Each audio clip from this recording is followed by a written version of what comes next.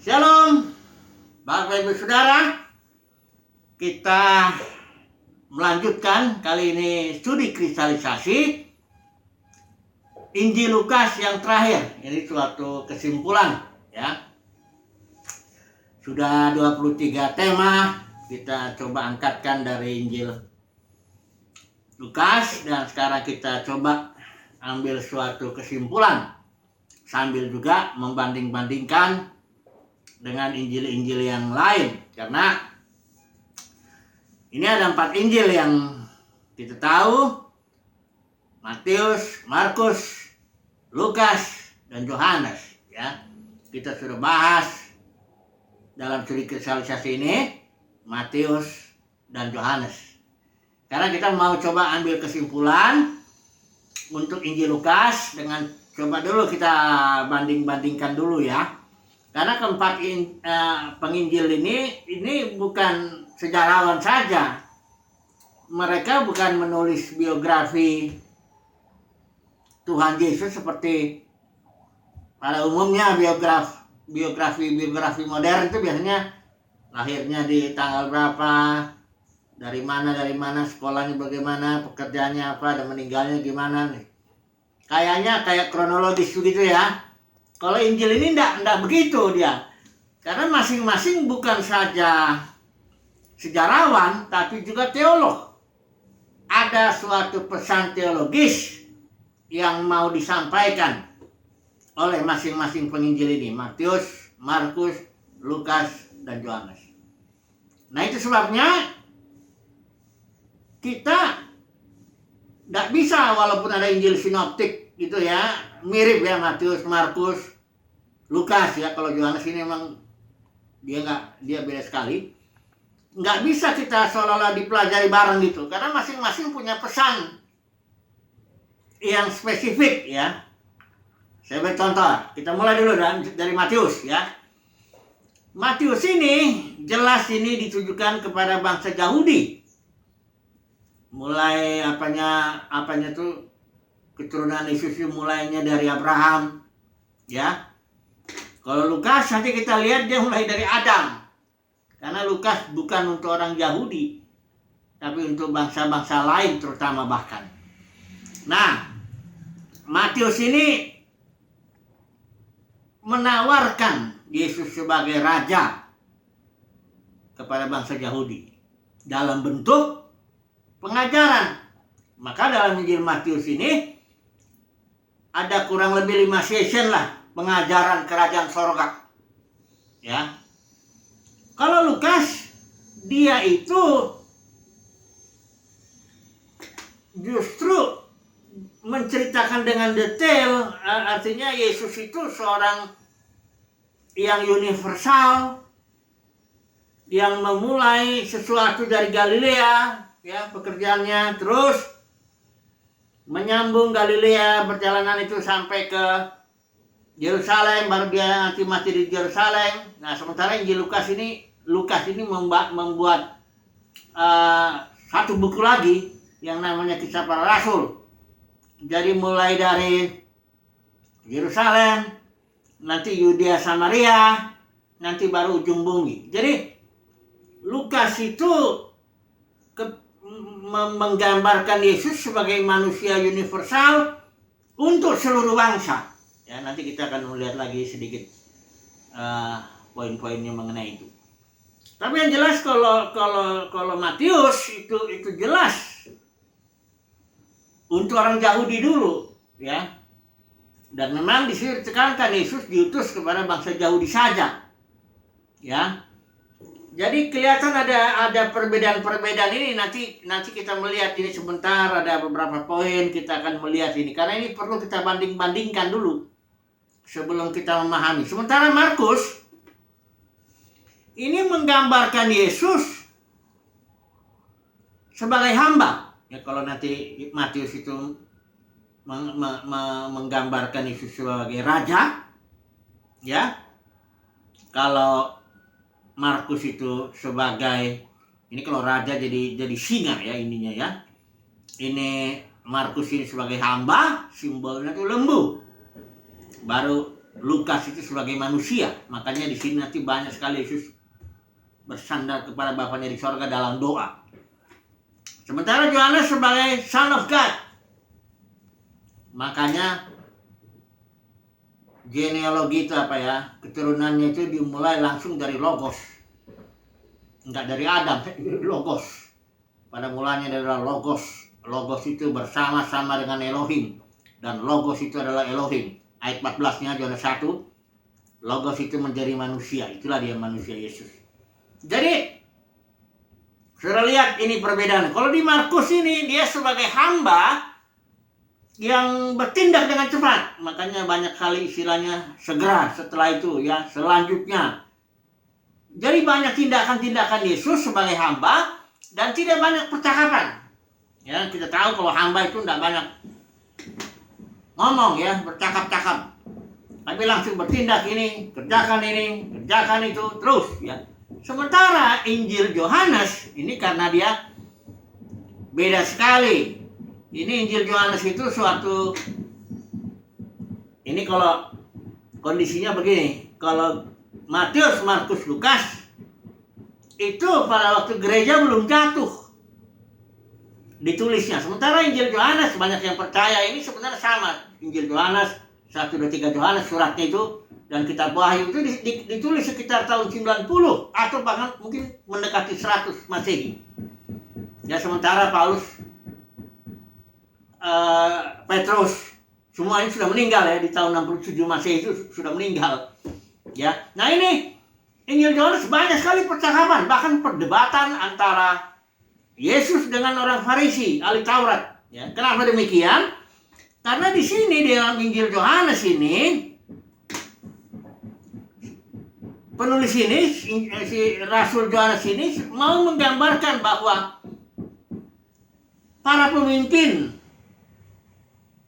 ya sudah jatuh, para pemimpin sudah korup, istilahnya begitu ya, sudah jatuhlah gereja itu pada waktu itu, tahun itu ya, dan Yohanes sudah dikucilkan di Pulau Patmos.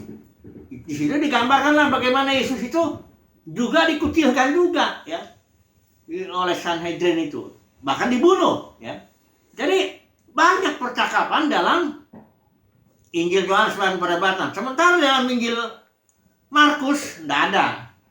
Jadi Bapak Saudara kita harus bisa melihat perbedaan-perbedaan ini karena masing-masing dia bukan sejarawan yang hanya nulis saja Yesus dari lahir dan mati, nggak gitu. Mereka punya pesan teologis. Mereka semuanya teolog yang 4 ini. Matius, Markus, Lukas, Yohanes, semuanya teolog ya. Masing-masing menulis dengan maksud, dengan pesan teologis tertentu kepada komunitas tertentu juga ya. Nah, jadi setelah kita coba banding-bandingkan, mari dulu kita lihat lebih detail lagi sedikit ya.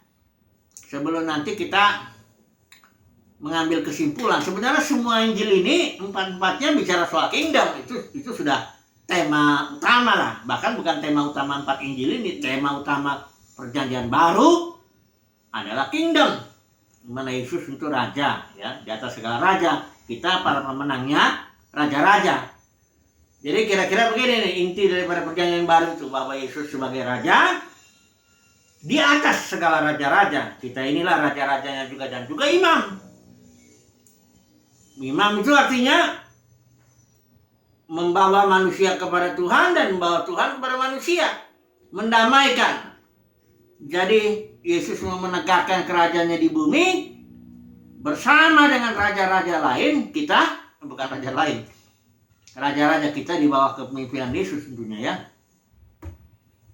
untuk juga menjadi imam, memperdamaikan segala sesuatu ya, sampai setiap lutut bertelut dan lidah mengaku Yesus adalah Tuhan. Jadi tema utama Perjanjian Baru itu emang kingdom ya, sehingga tema utama daripada keempat Injil ini ya juga kingdom.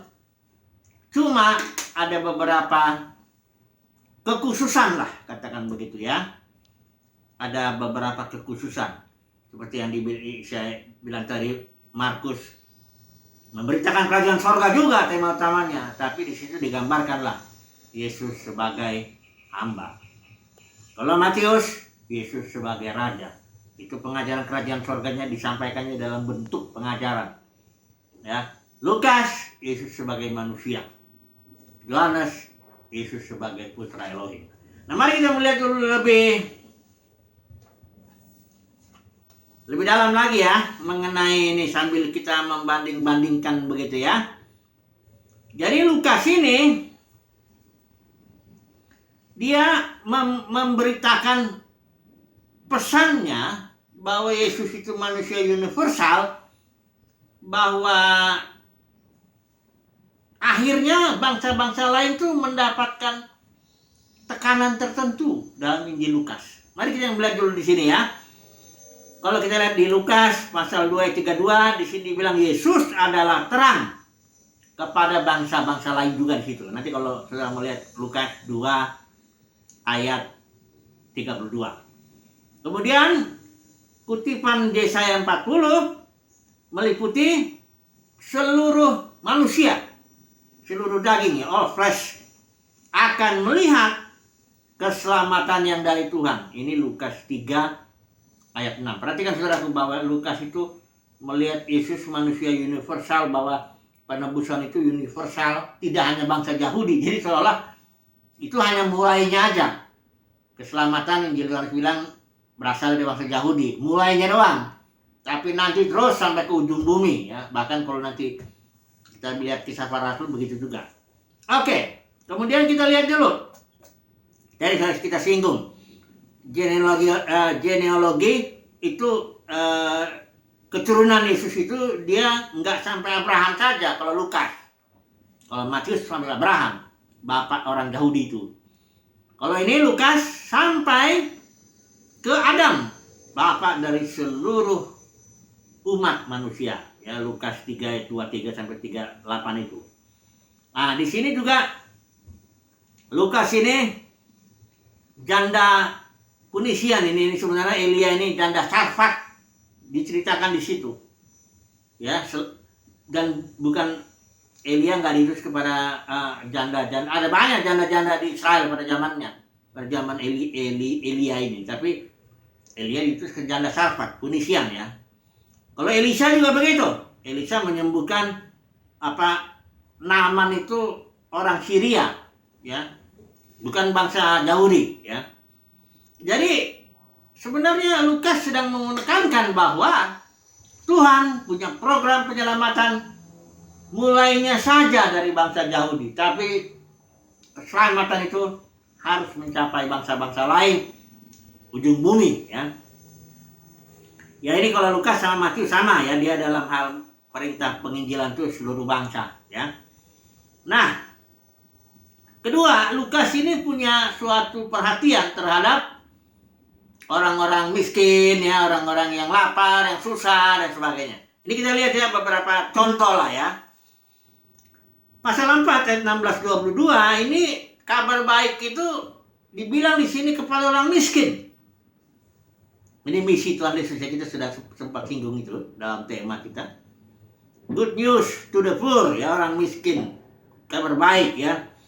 Kemudian Maria juga itu dia bilang di sini, Tuhan engkau meninggikan orang yang low degree itu, orang yang rendah ya, yang lapar dengan hal-hal yang baik ya, dan bahkan di send away itu artinya membiarkan pergi ya orang-orang kaya. Ya, seolah-olah dalam Injil Lukas ini Lukas mau gambarkan bahwa Tuhan sangat peduli dengan orang-orang miskin seperti itu ya. Dan juga waktu ucapan bahagia ini, kalau Matius bilang berbahagialah orang yang miskin di hadapan Tuhan, miskin dalam roh ya. Tapi kalau Lukas nggak gitu, dia bilang berbahagialah orang yang miskin, ya udah. Dan ditambah-tambah ya. Kemudian ada juga di sini, bukan saja Lukas bilang berbagai orang yang miskin, dia juga bahkan menambahkan celakalah Engkau yang saat ini kenyang, yang kaya, yang tertawa, begitu ya. Lukas 6 ayat 24, 25 itu. Ya. Perhatikan saudaraku ya. Ini bukan berarti Tuhan benci sama orang kaya. Jangan salah ya. Ini Lukas sedang menekankan bahwa Tuhan sangat perhatian terhadap orang-orang yang susah seperti itu ya. Kemudian dalam Injil Lukas 14 ada dibilang di sini, kalau kamu bikin pesta jangan undang sahabat-sahabatmu ya, tangga-tanggamu yang kaya, jangan. Undanglah orang-orang miskin ya, orang lumpuh, yang buta, katanya, nanti kamu bahagia. Kenapa? Karena mereka nggak bisa balas ya. Ya nanti kau dapat balasnya di surga nanti, kira-kira begitu ya. Jadi ini Lukas ini sangat perhatian menuliskan sedemikian, meredaksikan Injilnya sedemikian, supaya ada pesannya bahwa Tuhan sangat perhatian dengan orang-orang miskin, seperti itu ya. Kemudian di Injil Lukas ini sajalah ya, pasal 16 ayat 14, itu dibilang orang Farisi pecinta uang, hamba mammon. Di Injil-Injil lain tak ada. Karena Lukas punya pesan tertentu ya kepada orang-orang bahwa Tuhan tuh cinta, mengasihi, peduli ya, mau membela orang-orang yang tertekan, tertindas, janda-janda, orang miskin dan sebagainya. Dan Tuhan punya apa istilahnya ya, siap-siaplah dengan orang yang cinta uang, yang bahkan menindas, yang apa kayak gitu-gitu loh ya. Ini apa ya, Injil Lukas ya. Injil Lukas ini juga hanya dia memberikan perumpamaan orang kaya yang bodoh itu. Kaya dia, tapi dia tidak kaya di dalam Tuhan ya. Oke, kita lihat lagi di sini. Lukas menggambarkan Yesus sebagai manusia doa ya. Kalau dia karena Lukas ini menggambarkan Yesus sebagai anak manusia, tentu sebagai manusia dia bersandar sekali dengan Bapaknya di sorga. Ini ada beberapa hal ya. Waktu baptisannya pasal 3 ayat 21. Di sini Yesus juga berdoa. Setelah melayani orang banyak pasal 5 ayat 16, Yesus juga berdoa.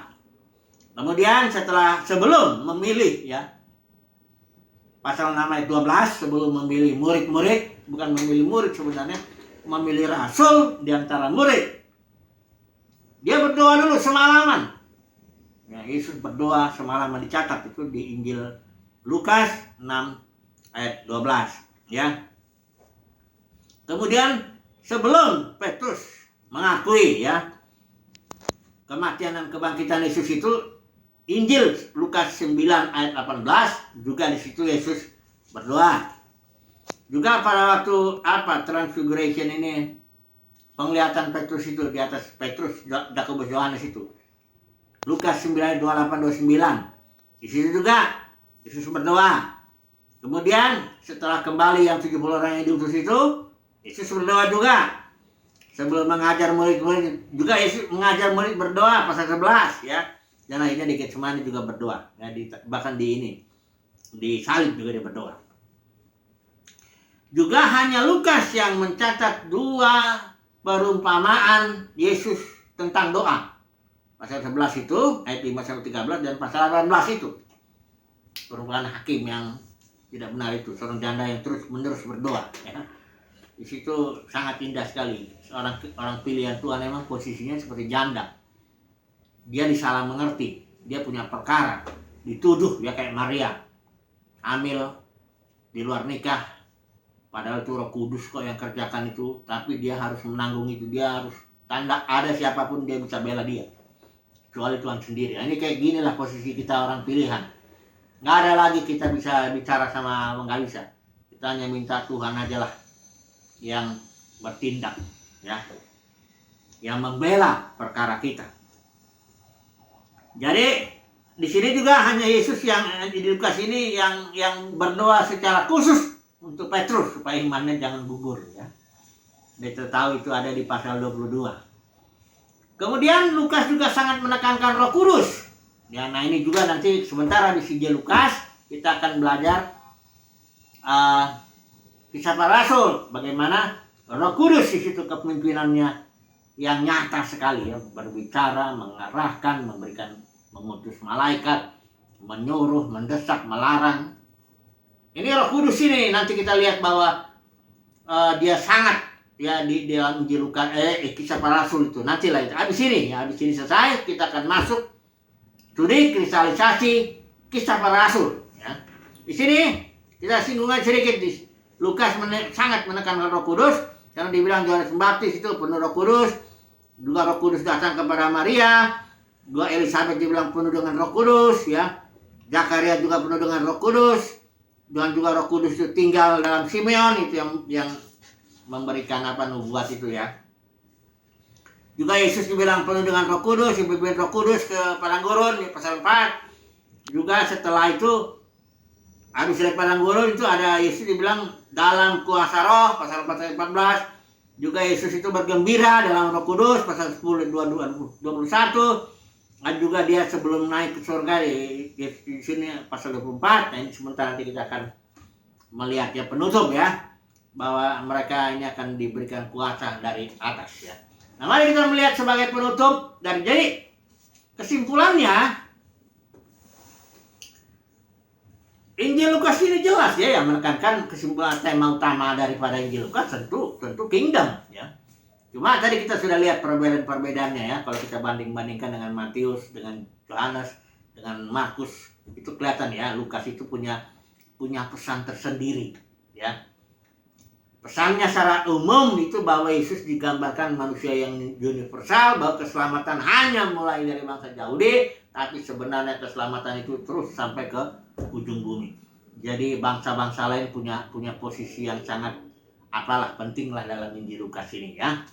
Nah, sebagai penutup ya, kita baca aja lah Injil Lukas pasal 24 ayat 44 sampai 49. Ia berkata kepada mereka, inilah perkataanku yang telah kukatakan kepadamu ketika aku masih bersama-sama dengan kamu, yakni bahwa harus digenapi semua yang ada tertulis tentang aku dalam kitab Taurat Musa, kitab Nabi-Nabi, dan kitab Mazmur. Enak ya, Torah, Nebim, Ketubim. Lalu ia membuka pikiran mereka sehingga mereka mengerti kitab suci. Jadi orang yang membaca Alkitab harus dibukakan pikirannya supaya ngerti ya. Kalau nggak ngerti nanti kayak orang Farisi, hafal Alkitab tapi menolak Yesus ya.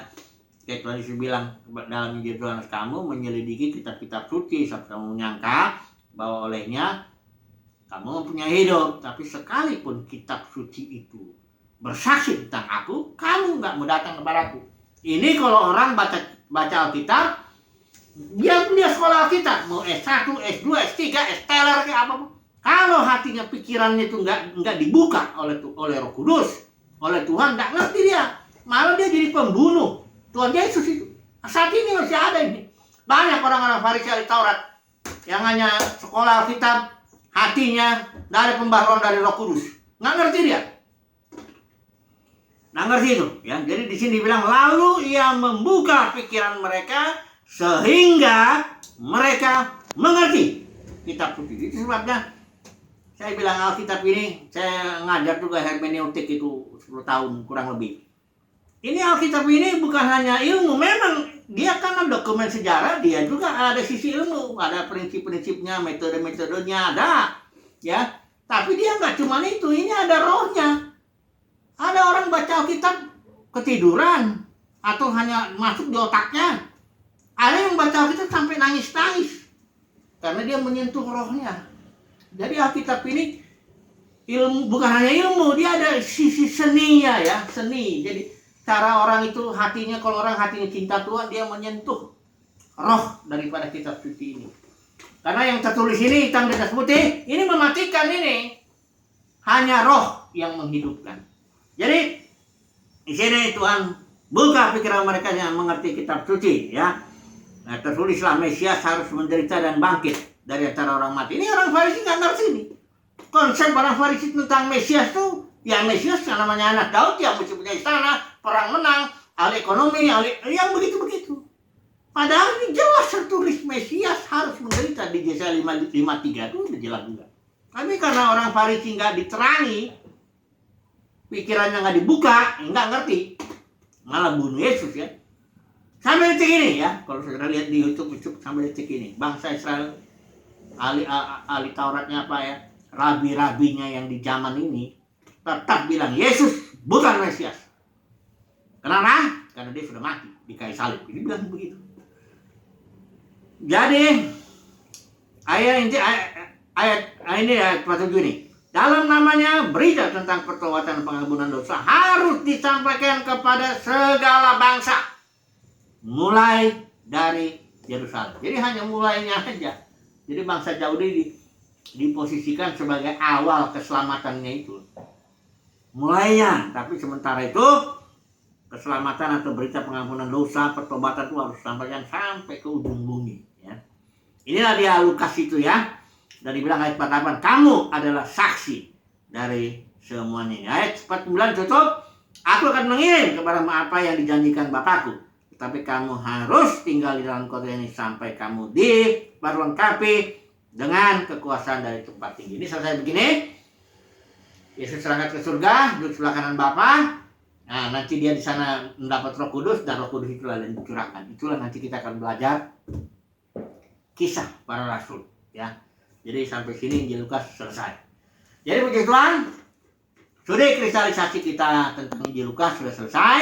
Temanya kita tahu, temanya utama tetap itu kingdom, tapi dia punya tekanan-tekanan tertentu. Puji Tuhan, haleluya, amin.